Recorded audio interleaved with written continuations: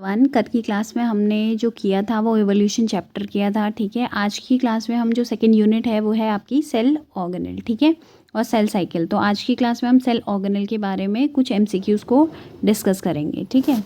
तो जो पहला है वो है आपका dash cell organelle is responsible for the synthesis of steroids and lipids. तो इनमें से कौन सा रिस्पॉन्सिबल है स्टेरॉइड और लिपिड के? वो है आपका option number 1 smooth endoplasmic reticulum. फिर है आपका question number second dash is a common in both endoplasmic reticulum and Golgi complex. तो एंडोप्लाज्मिक रेटिकुलम और गोल्जी कॉम्प्लेक्स में कौन सा स्ट्रक्चर दोनों में कॉमन होता है? सिस्टर्नी, क्रिस्टी, मीजोजोम्स और विलाई। तो इसका जो सही होगा वो हो आपका सिस्टर्नी। दोनों में ही प्रेजेंट होता है, ईआर में भी और गोल्जी एपरेटस में भी। क्वेश्चन नंबर थर्ड है number of protein synthesised by ribosomes present on the E R are transfer to. तो जो भी नंबर जितने भी प्रोटीन सिंथेसाइज होते हैं ना राइबोसोम पे, जो कि किस में प्रेजेंट होता है? ईआर, मतलब रफ ईआर पे, ठीक है। मतलब रफ ईआर पे जो राइबोसोम प्रेजेंट होते हैं उसके बाद कहाँ ट्रांसफ़र होते हैं? तो वो कहाँ ट्रांसफ़र होंगे राइबोसोम? वो ट्रांसफ़र होते हैं आपके गोल्जी एपरेटस पे, ठीक है। फिर है इसके बाद आपका cell organelle is involve in the synthesis of cell organelle that contain hydrolytic enzyme. तो ये पूछ रहा है ये कौन सा सेल ऑर्गेनेल है ऐसा, ठीक है, जो किसके कौन से सेल ऑर्गेनेल को फॉर्म करता है? एक नई सेल ऑर्गेनेल को फॉर्म करता है जो जिसमें हाइड्रोलिटिक एंजाइम्स होता है। पहले तो ये समझो कि ऐसा सेल ऑर्गेनेल जिसमें हाइड्रोलिटिक एंजाइम होगा वो कौन सा होगा? वो होगा आपका लाइसोसोम। तो ये थोड़ा घुमा के आपसे पूछा है, लेकिन क्वेश्चन क्या ही पूछ रहे हैं कि कौन सा ऐसा सेल ऑर्गेनेल है जो लाइसोसोम के फॉर्मेशन में हेल्प करता है। तो कौन सा है आपका?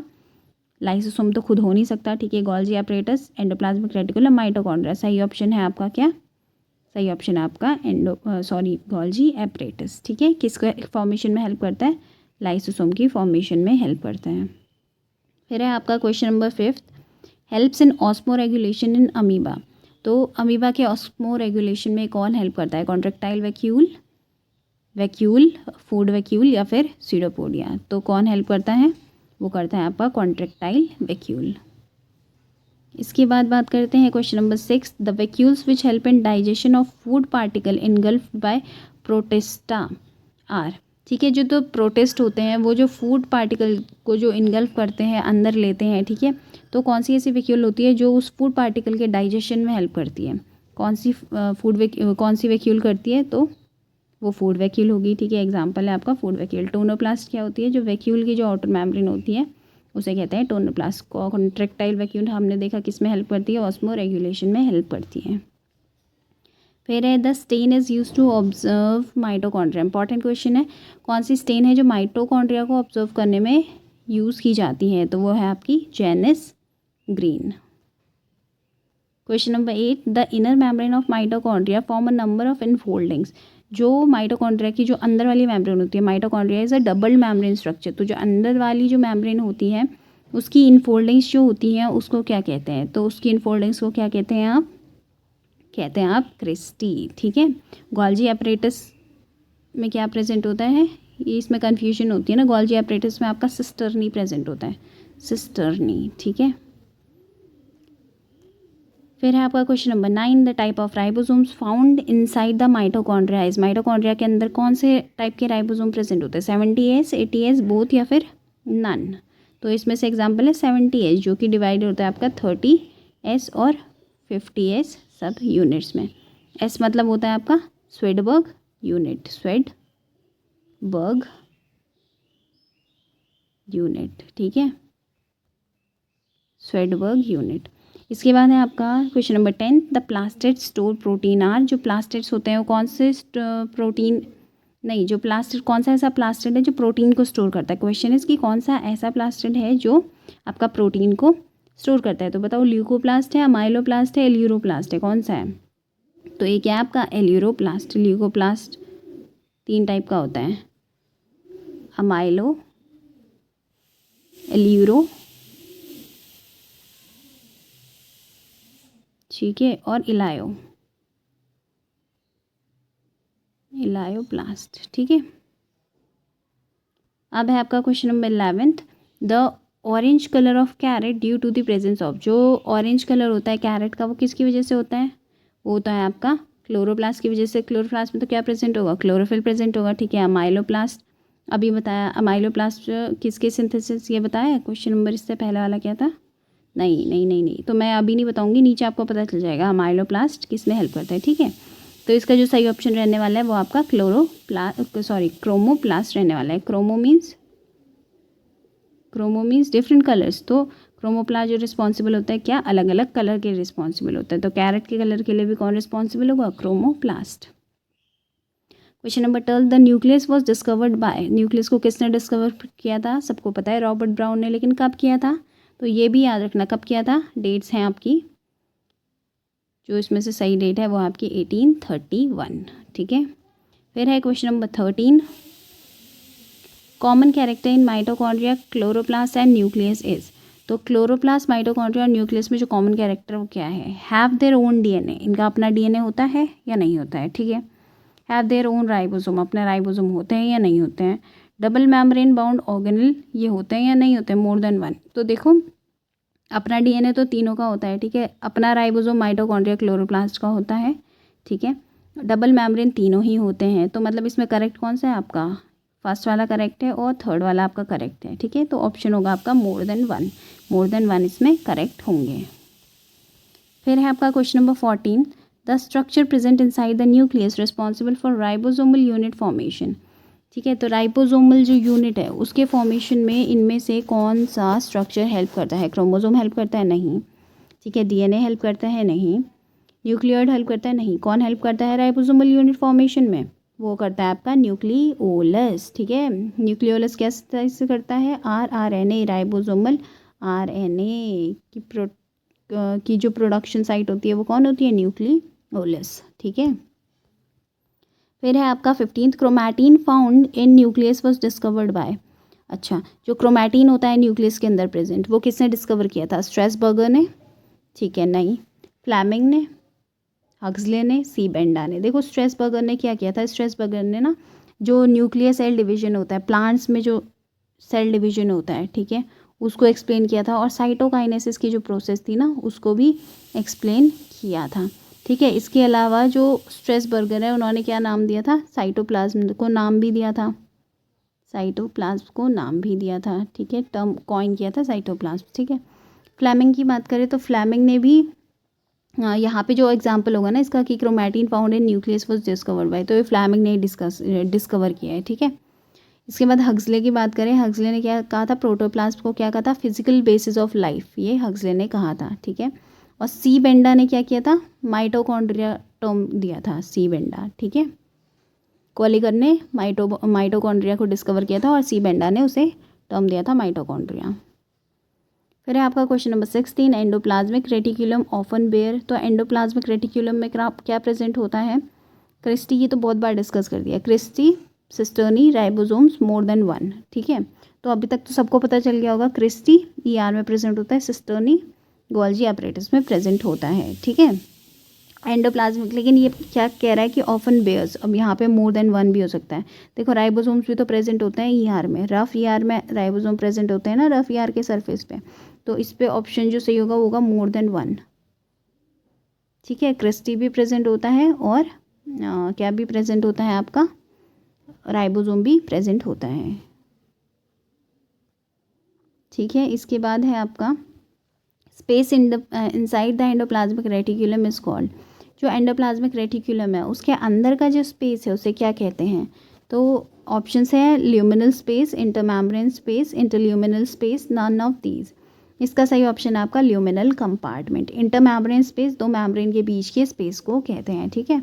इसके अलावा अगर यहाँ पे क्या दिया जाए आपको, सिस्टर्नल स्पेस, सिस्टर्नल स्पेस, तो सिस्टर्नल स्पेस भी आपका करेक्ट होगा, या फिर ल्यूमिन अगर बोले तो वो भी आपका करेक्ट होगा, ठीक है। तो ये तीन चीज़ें किसको कहते हैं, the space inside endoplasmic reticulum के अंदर की स्पेस को। फिर है आपका question number 18, elaioplast store, elaioplast क्या आपका स्टोर करता है, तो क्या स्टोर करता है, स्टार्च स्टोर करता है, कार्बोहाइड्रेट स्टोर करता है, ऑयल और फैट स्टोर करता है, प्रोटीन स्टोर करता है। देखो प्रोटीन हमने पढ़ लिया, प्रोटीन को स्टोर कौन करता है? एल्यूरोप्लास्ट, हमने अभी पढ़ा था एल्यूरोप्लास्ट, या फिर इसे प्रोटीनोप्लास्ट भी कहते हैं। प्रोटीनोप्लास्ट होगा तो इजीली आपको पता चल जाएगा, इसलिए एल्यूरोप्लास्ट, ठीक है। अब इलायोप्लास्ट का मैं बता दूं, इलायोप्लास्ट स्टोर करता है आपका ऑयल एंड फैट। इसका सही ऑप्शन जो होगा वो होगा आपका ऑयल एंड फैट, ठीक है। क्या बोल सकते हैं इसे? लिपिड। अब यहाँ पे बात आती है कार्बोहाइड्रेट और स्टार्च जो है, ये स्टार्च कार्बोहाइड्रेट इनको कौन स्टोर करता है? तो यहाँ पे ही बता देती हूँ कौन स्टोर करता है आपका, अमाइलोप्लास्ट, ठीक है। तो यहाँ पे आपसे पूछा था इलायोप्लास्ट, तो इलायोप्लास्ट का सही ऑप्शन क्या होगा आपका? Oil and fats. फिर है आपका question number 19, carotene and xanthophyll are observed in. तो कैरोटीन और जेंथोफिल कहाँ ऑब्जर्व होते हैं? देखो ये क्या होते हैं, ये कलर्ड पिगमेंट, फोटोसिंथेटिक पिगमेंट है ना, तो ये कहाँ प्रेजेंट होंगे, मतलब कहाँ ऑब्जर्व होंगे? क्लोरोप्लास्ट में ऑब्जर्व होंगे, क्रोमोप्लास्ट में ऑब्जर्व होंगे। क्लोरोप्लास्ट में तो आपका क्या ऑब्जर्व होगा? क्लोरोफिल, ठीक है, क्लोरोफिल ए बी ये सब, ठीक है। उसके बाद ल्यूकोप्लास्ट तो कलरलेस होता है। अमाइलोप्लास्ट मैंने बता दिया, अमाइलोप्लास्ट का क्या स्टोर करता है? वो आपका स्टार्च कार्बोहाइड्रेट स्टोर करता है, ठीक है। फिर है आपका 20, stacks of membranous flattened disc in chloroplast is termed as. अब देखो ये क्लोरोप्लास्ट है, ये आपका क्लोरोप्लास्ट है, इसकी 2 मेम्ब्रेन होती हैं, हम सबको पता है, ठीक है। अब यहाँ पे क्या होते हैं? ऐसे स्टॉक प्रेजेंट होते हैं, ये ठीक है। फिर इस यहाँ जाके अटैच होंगे ये दूसरे ऐसे स्टॉक से। तो ये क्वेश्चन में क्या पूछ रहा है? स्टॉक्स ऑफ मेम्ब्रेन फ्लैटेंड, ये स्टॉक जो ये पूरा ये ऐसे गुच्छा टाइप का ना, ये पूछ रहे हैं इसको क्या कहते हैं, इस पूरे गुच्छे को क्या कहते हैं? तो क्या कहते हैं? इसे ग्रेना कहते हैं। क्या कहते हैं? इसे ग्रेना कहते हैं, ठीक है। अगर थाइलाकॉइड की बात करें तो अगर एक सिंगल स्टॉक, अगर सिर्फ इस स्टॉक की बात करी हूँ, एक ही की बात करी हूँ, तो ये आपका थाइलाकॉइड हो जाएगा, ठीक है। और अगर स्ट्रोमा की बात करी तो स्ट्रोमा आपका क्या हो जाएगा? स्ट्रोमा, जो ये वाला स्पेस है ना, जो ये लिक्विडी स्पेस है, ये आपका क्या हो जाएगा? ये आपका हो जाएगा स्ट्रोमा, ठीक है। तो ये था क्लोरोप्लास्ट, सही ऑप्शन इसका ग्रेना, ओके। फिर है आपका question number 21, the shape of red blood cell. जो रेड ब्लड सेल जो होती है, आरबीसी जो होती है, उसका शेप क्या होता है? तो अगर आरबीसी की शेप की बात करें तो आरबीसी का शेप क्या होता है? आरबीसी का शेप होता है आपका बायकॉन्केव, ठीक है। बायकॉन्केव मतलब ऐसा, और मैं बता दूं कैसा शेप होता है इसका? राउंड ऐसा, राउंड बायकॉन्केव। यहाँ पे सिर्फ बायकॉन्केव दिया है, बट आपको याद रखना है राउंड बायकॉन्केव, ठीक है। इससे भी याद रख सकते हो, देखो आरबीसी ये इजी है ना, यहाँ पे क्या हो गया, ये पता चल गया आपको आरबीसी, तो इससे याद रख लो राउंड और बायकॉन्केव, बीसी से बायकॉन्केव, ठीक है। फिर है 22, extensive and continuous with the outer membrane of nucleus. तो बिल्कुल लगा हुआ हो जो होता है, जो न्यूक्लियस जो होता है उसकी आउटर मेम्ब्रेन से जो बिल्कुल क्या होता है? कॉन्टीन्यूअस होता है, उससे ही लगा हुआ होता है। वो कौन सा स्ट्रक्चर होता है आपका? तो वो होता है आपका क्या? रफ ईआर, ठीक है। जो एंडोप्लाज्मिक रेटिकुलम होता है वो किससे लगा हुआ होता है? बिल्कुल न्यूक्लियस से ही वो अटैच होता है, लगा हुआ होता है, कॉन्टीन्यूअस होता है उसके साथ, ठीक है। फिर है 23, organelle possessing a single circular DNA molecule. Single circular DNA molecule किस में प्रेजेंट होता है? कौन से ऑर्गेनल में प्रेजेंट होता है? तो देखो अपना डीएनए जो होता है ना, वो किस में प्रेजेंट होता है? अपना डीएनए आपका प्रेजेंट होगा माइटोकॉन्ड्रिया में होगा, ठीक है, प्लास्टिड में होगा, और किस में होगा? न्यूक्लियस में प्रेजेंट होगा। तो यहाँ पे जो सिंगल सर्क्यूलर डीएनए मॉलिक्यूल किस में प्रेजेंट होगा? आपका माइटोकॉन्ड्रिया में होगा और प्लास्टिड में होगा, ठीक है, सिंगल सर्क्यूलर डीएनए मॉलिक्यूल। तो यहाँ पे बोथ आ जाएगा, माइटोकॉन्ड्रिया और प्लास्टिड। फिर है आपका 24, rounded structure inside the nucleus and having rRNA. तो मैंने पहले ही बताया था आरआरएनए का सिंथेसिस कौन करता है? ये ऊपर भी बताया है कौन करता है इसमें से? न्यूक्लियोलस। तो राउंडेड स्ट्रक्चर, न्यूक्लियस के अंदर जो राउंडेड स्ट्रक्चर है वो भी न्यूक्लियोलस है, और आरआरएनए भी प्रेजेंट होते हैं इसमें, ठीक है। फिर है आपका question number 25, that structure of the chloroplast contain enzyme during required for the synthesis of carbohydrate. तो इनमें से कौन सा स्ट्रक्चर जो है जिसमें एंजाइम प्रेजेंट होता है, वो एंजाइम किस में हेल्प करते हैं? कार्बोहाइड्रेट के सिंथेसिस में। तो मैंने क्लोरोप्लास्ट का स्ट्रक्चर अभी बताया था, ठीक है। तो उसमें आपको ग्रेना तो पता चल गया था। तो ग्रेना के अंदर होते हैं क्या एंजाइम्स जो कार्बोहाइड्रेट के सिंथेसिस में हेल्प करते हैं? नहीं, ठीक है। उसके बाद मैंने क्या बताया था? थाइलाकॉइड बताया था, सिंगल स्टॉक, उसमें भी नहीं प्रेजेंट होता है एंजाइम। उसके बाद हमने स्ट्रोमा बताया था, जो लिक्विडी पार्ट होता है। तो जो स्ट्रोमा होता है उसके अंदर क्या प्रेजेंट होता है, एंजाइम्स प्रेजेंट होते हैं जो हेल्प करते हैं कार्बोहाइड्रेट के सिंथेसिस में। तो इसका जो सही एग्जाम्पल होगा वो होगा आपका स्ट्रोमा। फिर है आपका question number 26, shape of chloroplast in higher green plants can be. तो क्लोरोप्लास्ट का शेप जो होता है वो कैसा होता है। अभी आरबीसी का शेप पढ़ा आपने, बायोकॉनकेव, ठीक है। अभी आपसे पूछ रहे क्लोरोप्लास्ट का शेप कैसा होता है, तो वो कहता है डिस्कॉइड, डिस्क लाइक या फिर डिस्कॉइड शेप होता है आपका क्लोरोप्लास्ट का, ठीक है। फिर है आपका question number 27, sodium potassium pump in a cell is an example of. देखो सोडियम पोटेशियम पंप किसका एग्जाम्पल होता है, एक्टिव ट्रांसपोर्ट का, पैसिव ट्रांसपोर्ट का, ऑस्मोसिस का, डिफ्यूजन का। तो इसका सही एग्जाम्पल है आपका एक्टिव ट्रांसपोर्ट का। इसमें क्या होता है, सोडियम जो आपकी होती है वो बाहर जाती है, ठीक है, पोटेशियम जो होता है वो अंदर आता है और कंसंट्रेशन ग्रेडियंट को ये मेंटेन करके रखता है, ठीक है। और किसकी हेल्प से होता है, बाहर अंदर किसकी हेल्प से जाता है, ये जाता है आपका sodium potassium ATP is protein, ठीक है। तो जो एटीपी होती है ना, ये एनर्जी जो एटीपी होती है वो किस में हेल्प करती है, ये आपका पूरा प्रोटीन है, ठीक है। तो ये किस में हेल्प करेगा, आपका सोडियम को बाहर निकालने में, पोटेशियम को अंदर लाने में, यही होता है पोटेशियम पंप। और किसका एग्जाम्पल है, एक्टिव ट्रांसपोर्टेशन यहाँ पे होता है। फिर है आपका 28, the basal body of flagella is formed from. जो बेसल बॉडी होती है फ्लैजेला की वो किससे बनी हुई होती है आपकी, सेंट्रियोल, सेंट्रोसोम, फ्लैजेलिन प्रोटीन और पिलीन प्रोटीन। तो किससे बनी हुई होती है, सेंट्रियोल से बनी हुई होती है। फिर है आपका 29th, the space between the two membrane of nuclear envelope is known as. अब ये पूछ रहा है न्यूक्लियर एनवेलप जो है उसकी जो दोनों मेम्ब्रेन है, डबल मेम्ब्रेन होता है न्यूक्लियस, हम सबको पता है, ठीक है। उसकी जो दोनों मेम्ब्रेन के बीच की जो स्पेस है उसे क्या कहते हैं, तो क्या कहते हैं, पेरी न्यूक्लियर स्पेस कहते हैं। क्या कहते हैं, पेरी न्यूक्लियर स्पेस कहते हैं, ठीक है।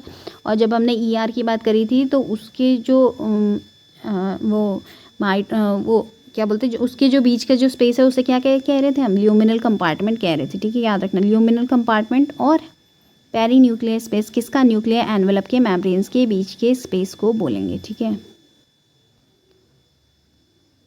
फिर है question number 30, a common component of both algal and plant cell wall is, ठीक है। तो दोनों ही एल्गल और प्लांट सेल वॉल के बीच का एक कॉमन कॉम्पोनेंट है, क्या है, पेप्टिडोग्लाइकन। पेप्टिडोग्लाइकन किसकी सेल वॉल बनी हुई होती है, पेप्टिडोग्लाइकन से, बैक्टीरिया की बनी हुई होती है, हाँ, ठीक है। काइटिन की सेल वॉल के किसकी सेल वॉल होती है, काइटिन से बनी हुई, फंगस की होती है, फंजाई की होती है, ठीक है। तो प्लांट की सेल वॉल किससे बनी हुई होती है, हमें पता है किससे बनी हुई होती है, सेल्यूलोज की। और एल्गी की भी सेल्यूलोज से बनी हुई होती है। इसका सही ऑप्शन क्या होगा, that is option number D, cellulose. फिर है आपका question number 31, organelle is located near the nucleus and contain the stocks of flattened cisternae structure. तो ऐसा कौन सा स्ट्रक्चर है जो न्यूक्लियस के पास में सिचुएटेड होता है। देखो हमें एक चीज़ पता है, न्यूक्लियस के पास में क्या प्रेजेंट होता है आपका, न्यूक्लियस से जो कॉन्टिन्यूस अभी हमने पढ़ा वो ईआर होता है ना, न्यूक्लियस के जो कॉन्टिन्यूस होता है उसके साथ में जो लगा हुआ होता है उससे, ठीक है। लेकिन ये क्या पूछ रहा है, located near the nucleus and contain stock of flattened cisternae. Cisternae भी प्रेजेंट होता है, सिस्टर्नी, लेकिन हमें पता है ईआर में तो क्रिस्टी प्रेजेंट होता है, तो ईआर तो इसका हो नहीं सकता। अब सिस्टर्नी कहाँ प्रेजेंट होता है, सिस्टर्नी आपका गोल्जी एपरेटस में प्रेजेंट होता है, ठीक है। और वो किसके पास में होता है, न्यूक्लियस के पास में होता है। तो इसका सही ऑप्शन है Golgi apparatus. Question number 32, type of chromosome has a centromere at the tip. अब सेंट्रोमेयर जिसके टिप पे प्रेजेंट होता है वो कौन सा होता है, टिप मतलब यहाँ पे सेंट्रोमेयर प्रेजेंट होगा, ये आपका क्रोमोसोम, यहाँ पे आपका ये सेंट्रोमेयर, ठीक है, बड़ा में दिखा लिया मैंने, टीलोसेंट्रिक एकदम टिप पे, ठीक है। तो अब बताओ कि हाँ, तो ये क्या पूछ रहे, टिप पे सेंट्रोमेयर किसके प्रेजेंट होगा, तो एक्रोसेंट्रिक, सबमेटासेंट्रिक, टीलोसेंट्रिक या फिर मेटासेंट्रिक। तो ये क्या हो जाएगा आपका टीलोसेंट्रिक क्रोमोसोम। 4 टाइप के होते हैं क्रोमोसोम, मेटासेंट्रिक, सबमेटासेंट्रिक, ठीक है, यहाँ पे मैं दिखा देती हूँ आपको, मेटासेंट्रिक जिसके मिडिल में सेंट्रोमेयर होगा, ठीक है, सबमेटासेंट्रिक में थोड़ा ऊपर आपका सेंट्रोमेयर प्रेजेंट होगा, ठीक है। फिर आ जाएगा आपका एक्रोसेंट्रिक, एक्रोसेंट्रिक बिल्कुल ही मतलब अब थोड़ा सा बचा है टिप पे पहुंचने के लिए, ठीक है। और टीलोसेंट्रिक बिल्कुल ही आपका अभी जो हमने पढ़ा टीलोसेंट्रिक, यहाँ पे पहुंच जाएगा सेंट्रोमेयर। तो 4 टाइप के आपको क्रोमोसोम देखने को मिलते हैं।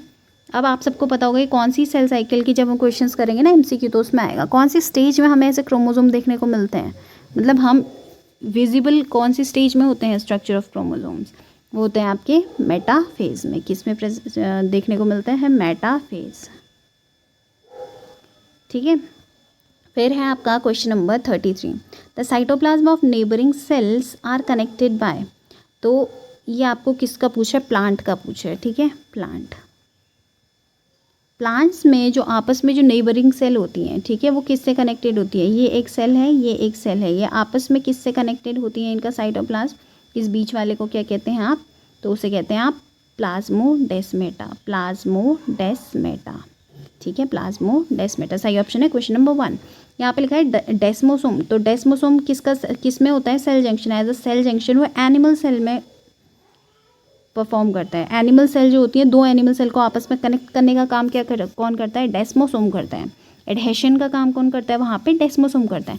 लेकिन प्लांट्स में याद रखना, प्लांट्स में कौन करता है, प्लाज्मोडेस्मेटा करता है। ठीक है, फिर है question number 34, the organelle that are included in the endomembrane systems are. तो एंडोमेम्ब्रेन सिस्टम में कौन कौन से ऑर्गेनेल प्रेजेंट होते हैं, मैं बता दूँ कौन कौन से होते हैं, वैक्यूल, ठीक है, गोल्जी एपरेटस, एंडोप्लाज्मिक रेटिकुलम और लाइसोसोम। तो देखो कहाँ पे मिलेगा, कौन सा ऑप्शन सही होगा, यहाँ पे एंडोप्लाज्मिक रेटिकुलम है, हाँ, गोल्जी कॉम्प्लेक्स, लाइसोसोम, वैक्यूल, यही सही है। ठीक है, यही आपका सही है। फिर है आपका question number 35, the important site of formation of glycoprotein and glycolipid in eukaryotic cell. ठीक है, अब ग्लाइकोलिपिड और ग्लाइकोप्रोटीन की फॉर्मेशन में कौन हेल्प करता है, देखो, हाँ, स्मूथ ER किस में हेल्प करता है, लिपिड के फॉर्मेशन में हेल्प करता है। ठीक है, अब यहाँ पे आ गया आपका गोल्जी बॉडी, तो इसका सही ऑप्शन होगा गोल्जी बॉडी। गोल्जी बॉडी किसके सिंथेसिस में हेल्प करता है, ग्लाइकोप्रोटीन और ग्लाइकोलिपिड के। अगर यहाँ पे आता फॉस्फोलिपिड तो आपका सही ऑप्शन हो जाता ER, एंडोप्लाज्मिक रेटिकुलम। ठीक है, फिर है आपका question number 36, inclusion body of blue, green, purple and green photosynthetic bacteria is. तो देखो अभी हमने पढ़ लिया था ना इनके बारे में, ऑप्शंस अगर देखो, फूड वैक्यूल का क्या करता है, फूड जो वो भी एब्जॉर्ब करता है, उसके डाइजेशन में हेल्प करता है। कॉन्ट्रेक्टाइल वैक्यूल तो ऑस्मो रेगुलेशन में हेल्प करता है। तो अभी इंक्लूजन बॉडी कौन सी होगी, ब्लू, ग्रीन या पर्पल या ग्रीन फोटोसिंथेटिक बैक्टीरिया की, वो आपकी क्या होगी, गैस वैक्यूल होती है। गैस वैक्यूल क्या प्रोवाइड करती है, बायोएनसी। ठीक है, जिसकी वजह से जो बैक्टीरिया होता है वो क्या होता है, वाटर में क्या करता है, मूव कर सकता है। ठीक है, डूब नहीं जाता है। ठीक है, बायोएनसी प्रोवाइड करता है आपका कौन, गैस वैक्यूल। फिर है आपका question number 37, that pair of organelle does not contain DNA। अब आपको बताना है इनमें से कौन सा पेयर है जिसमें DNA नहीं प्रेजेंट होता है। तो पहले ये समझो कि DNA किस में प्रेजेंट होता है, तो DNA किस में प्रेजेंट होता है हमें पता है, आपका होता है प्लास्टिड में प्रेजेंट होता है DNA। ठीक है, माइटोकॉन्ड्रिया का अपना DNA होता है, क्लोरोप्लास्ट और माइटोकॉन्ड्रिया का होता है ना, प्लास्टिड मतलब क्लोरोप्लास्ट। ठीक है, समझ लेना इसे, क्लोरोप्लास्ट और माइटोकॉन्ड्रिया का अपना DNA होता है, साथ में आपका न्यूक्लियस का भी अपना DNA होता है। ठीक है, तो अभी इनमें से आपको बताना है किसका अपना DNA नहीं होता है, तो लाइसोसोम और वैक्यूल का होगा अपना DNA, नहीं इनका तो होगा ही नहीं अपना DNA। देखो माइटोकॉन्ड्रिया, गोल्जी, तो माइटोकॉन्ड्रिया का तो होगा, प्लास्टिड माइटोकॉन्ड्रिया इनका होगा। ठीक है, आपसे डज नॉट पूछ रहा है तो इसमें सही ऑप्शन आपका फर्स्ट वाला ही रहेगा। ठीक है, अब ये आपसे पूछ सकता है सेमी ऑटोनॉमस स्ट्रक्चर कौन से होते हैं, एक क्वेश्चन ये भी आ सकता है, this could be a very good question, that which organelle are known as semi autonomous structures. ठीक है, तो वो कौन से होंगे आपका, क्लोरोप्लास्ट और माइटोकॉन्ड्रिया, क्योंकि इनमें अपना इनका क्या होता है, DNA होता है, इनके अपने राइबोसोम्स होते हैं, that is why these structures are known as semi autonomous structure. ठीक है, question number 38, the concept of omnis cellula e cellula. ठीक है, प्री एग्जिस्टिंग सेल, नहीं, cells arises from pre existing cell, मतलब ये। ठीक है, regarding cell division was propose by, तो ये किसने कहा था, ओमनिस सेल्यूला ई सेल्यूला किसने कहा था, रूडोल्फ विर्चाउ, शील्डनशॉन, एंटोन वॉन लीवेनहुक या फिर परकिंजे। तो इसका सही ऑप्शन है आपका रूडोल्फ विर्चाउ। शील्डनशॉन ने आपकी सेल थ्योरी दी थी। ठीक है, एंटोन वॉन लीवेनहुक ने क्या बताया था आपको, ये बताया था कि इन्होंने क्या डिस्कवर किया था, लिविंग सेल बैक्टीरिया। ठीक है, लिविंग सेल को डिस्कवर किया था। परकिंजे ने क्या किया था आपका, प्रोटोप्लाज्म आपका किसने दिया था? परकिंजी ने दिया था protoplasm. Question number 39, the Golgi complex participates in. Golgi complex किस में पार्टिसिपेट करती है? अभी अभी इनमें से एक तो हमने पढ़ा है, सिंथेसिस ऑफ ग्लाइकोलिपिड ग्लाइकोप्रोटीन, ठीक है। इसके अलावा हमने ये वाला भी पढ़ा है, लाइसोसोम के फॉर्मेशन में कौन हेल्प करती है? एक था ना अभी ऊपर क्वेश्चन कि cell organelle which shows enzymatic activities, ऐसा कुछ करके। तो फॉर्मेशन ऑफ लाइसोसोम में भी कौन हेल्प करता है?